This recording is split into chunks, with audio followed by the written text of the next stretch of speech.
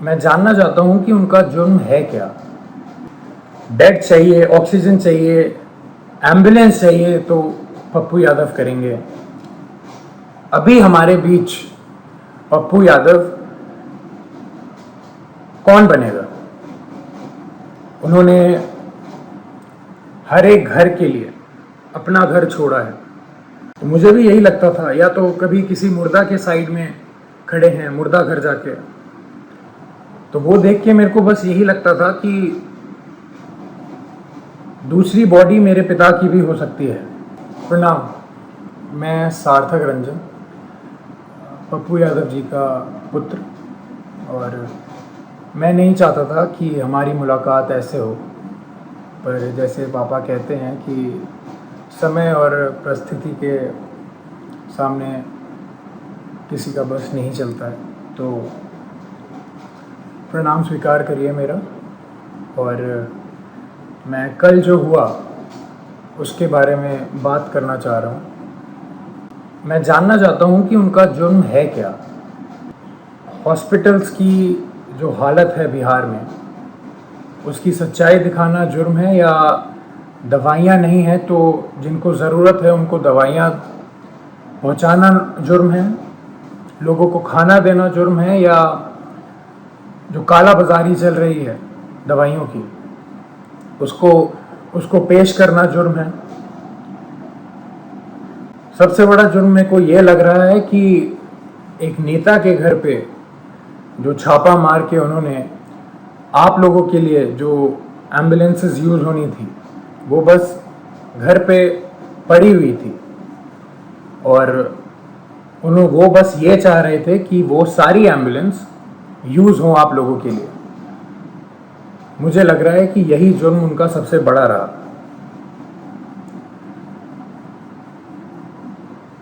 अपना परिवार छोड़ के उन्होंने बिहार के हर एक परिवार के लिए काम करना सही समझा। हर एक परिवार की एक भी पुकार अनसुनी ना जाए, उनका बस यही मकसद है शुरुआत से। मैं हर रोज़ बात करता था उनसे, कल के पहले तक हर रोज़, और बस एक ही चीज़ पूछता था मैं उनसे कि क्या आपकी तबीयत ठीक है, क्योंकि मैं भी घर पे बैठ के आराम से आप लोगों की तरह बस देखता था कि वो उनकी वीडियोस कि कभी वो कोविड वार्ड में जा रहे हैं, पेशेंट्स के बीच में जा रहे हैं, मुर्दा घर जा रहे हैं, या भीड़ के बीच में खाना दे रहे हैं, या कोई माँ उनसे गले लग के अपने बेटी या बेटे के लिए रो रही हैं। तो मुझे भी यही लगता था, या तो कभी किसी मुर्दा के साइड में खड़े हैं, मुर्दा घर जाके, तो वो देख के मेरे को बस यही लगता था कि दूसरी बॉडी मेरे पिता की भी हो सकती है इस महामारी के कारण। और हमेशा जब भी मैं उनसे पूछता था कि पापा मास्क पहन रहे हैं या आप सैनिटाइज कर रहे हैं या कुछ ध्यान रख रहे हैं, तो वो कहते थे कि मुझे कुछ नहीं हो सकता, क्योंकि मेरे साथ पूरा बिहार है, उनका स्नेह है, उनकी दुआ है। और वो आज अकेले बीरपुर में पूरी रात नहीं सोए हैं, और अकेले हैं, और जहां उन्हें रखा गया है वो बिल्डिंग किसी भी वक्त टूटने के दम पे है। और जब ऐसा व्यक्ति इतना काम करके, इतनी सच्चाई से काम करके अकेला पड़ जाए, तो बुरा लगने वाली बात है ये कि उन्होंने हर एक घर के लिए अपना घर छोड़ा है, अपने घर की जिम्मेदारियां छोड़ के आप सबके बीच रहने का संकल्प लिया, आप सबके लिए जीने के लिए संकल्प लिया। हमने कल बहुत साथ दिया उनका ट्विटर पे और किस पे नहीं, पर सिर्फ ट्विटर ही चीज़ नहीं रह गई है, सिर्फ नंबर 1 ट्रेंड होना ही नहीं रह गया है। जब ऐसा व्यक्ति अकेला पड़ जाए जो रात दिन सेवा करे लोगों की और लोगों के लिए ही जिए, अपना सब कुछ छोड़ के, अपना सब कुछ त्याग के। हम लोगों ने बोलते थे आ जाइए, आप वापस आ जाइए, ठीक नहीं है, रिस्की है, सही नहीं रहेगा, मगर उनका एक ही कहना था हमेशा कि बिहार के लोगों को मेरी ज़रूरत है और मैं बस वही कर रहा हूँ। अपने बारे में, अपनी जान के बारे में बिल्कुल ना सोचते हुए वो बस आप लोगों के लिए काम रात दिन करते रहे। हॉस्पिटल में छापा मारना हो तो पप्पू यादव जाएंगे, खाना देना हो तो पप्पू यादव देंगे, दवाई देना हो तो पप्पू यादव देंगे, बेड चाहिए, ऑक्सीजन चाहिए, एम्बुलेंस चाहिए तो पप्पू यादव करेंगे। अभी हमारे बीच पप्पू यादव कौन बनेगा? कहां से लाएंगे हम दूसरा? हम उन्हें अकेला इस टाइम पे नहीं छोड़ सकते। मैं बेटा हूं इसलिए ये सारी बातें कर रहा हूं, नहीं। अगर मैं सिर्फ एक बेटे की तरह सोचता तो शायद मैं उनको ज़बरदस्ती बहुत पहले घर बुला चुका होता, पर मैं एक नागरिक की तरह सोचूं तो बहुत बुरा लग रहा है। जो आदमी रात दिन एक करके सिर्फ दूसरों के लिए जिए और उसके साथ ऐसा अन्याय हो, ये बिल्कुल मंजूर नहीं है, ना हम लोगों को मंजूर करना चाहिए।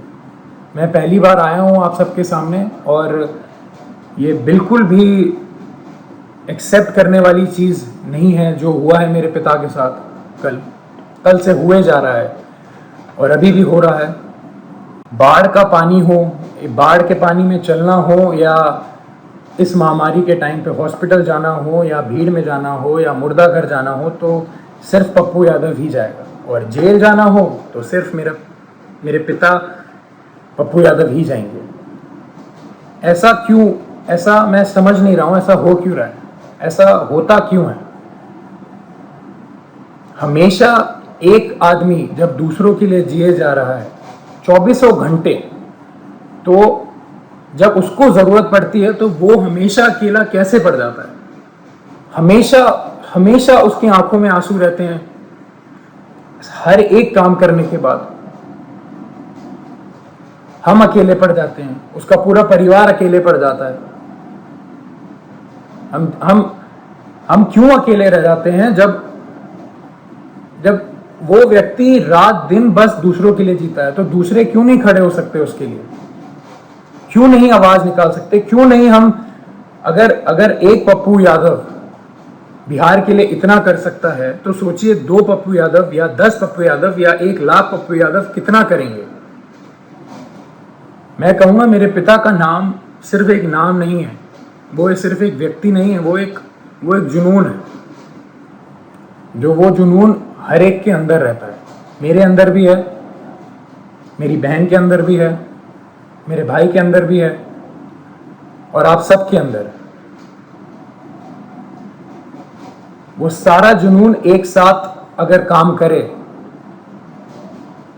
तो हमारा जो पहला पप्पू यादव है वो कभी अकेला नहीं पड़ेगा। मैं दिल से खुशगुजार हूं आप सबका कि हम सब ने कल बहुत बहुत प्यार दिया, बहुत स्नेह दिया मेरे पिता को, पर अभी रुकने की बारी नहीं है। उनको अभी तक हरास किया जा रहा है। जैसे कल रात से वो सोए नहीं हैं, खाए नहीं हैं, उनको दवाइयाँ उनको दवाई खानी होती है, उनको शुगर है, उनका 1.25 महीने पहले ऑपरेशन हुआ है, राइट पैर की नसें उनकी वीक हैं तो खून सर्कुलेशन नहीं होता है उनके राइट पैर में अच्छे से। और किस जुर्म में ये सज़ा उनको दी जा रही है, मैं ये पूछना चाहता हूँ। और जिनकी वजह से हो रहा है वो बहुत अच्छे से जानते हैं कौन कौन है। और ये बिल्कुल ना समझें कि किसी को नहीं पता है कि किसकी वजह से हो रहा है ये और क्यों हो रहा है। यहाँ कोई बच्चा नहीं है और कोई डरा हुआ नहीं है। पप्पू यादव ना कभी किसी से डरा है, ना कभी डरेगा। जब ये जुनून हर एक के अंदर है और हर एक बंदा, हर एक माँ, हर एक बेटी, हर एक भाई जब उसके पीछे खड़ा रहेगा और उसको पूरा विश्वास है कि हर एक बिहार का व्यक्ति उनके साथ है, वो कल साबित हुआ है।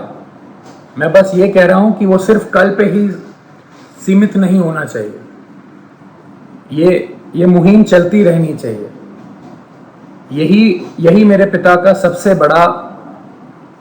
बड़ी जीत है। उनको पद से कोई लेना देना नहीं है। उनकी सबसे बड़ी जीत ही इसमें है कि उनके साथ सारे सच्चे लोग खड़े रहें, पूरा बिहार खड़े रहे, बिहार खुश रहे। उनकी सबसे बड़ी जीत यही है। तो जब हम सब में ये जुनून है तो हम सब मिलके इस मुहिम को, इस भ्रष्टाचार के खिलाफ जो हमने मुहिम छेड़ी है, जो ये भ्रष्टाचार मेरे पिता के खिलाफ हो रहा है, जिस जुर्म में जो कोई नहीं बता सकता, जो कोई बता ही नहीं सकता कि जुर्म है क्या। मैं चाहूंगा हम सब एक साथ मिलके इस भ्रष्टाचार के खिलाफ जो मुहिम मेरे पिता ने छेड़ी है, लाखों की कतार में हम एक सब मिलके इसके खिलाफ आवाज उठाएं और मेरे पिता को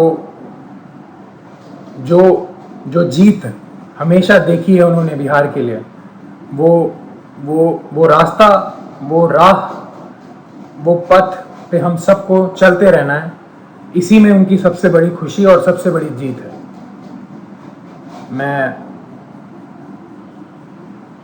मैं बहुत खुश नसीब महसूस करता हूँ कि मैं अभी यहाँ बैठ के आपके सामने ये सब बोल पा रहा हूँ।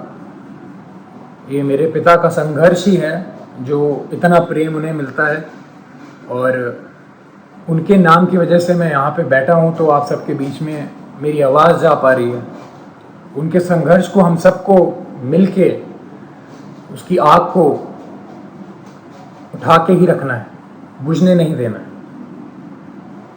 प्रणाम।